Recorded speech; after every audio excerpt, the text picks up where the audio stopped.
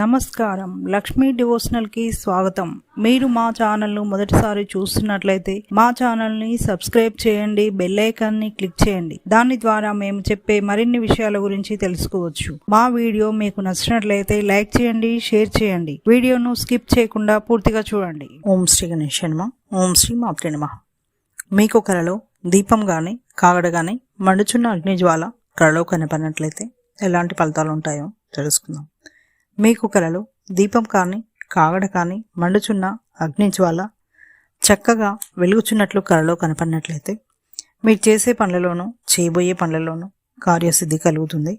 మీరు అనుకున్న పనులను విజయవంతంగా పూర్తి చేస్తారు. మీ వృత్తి వ్యాపారాల్లో మంచి అభివృద్ధిని చూస్తారు.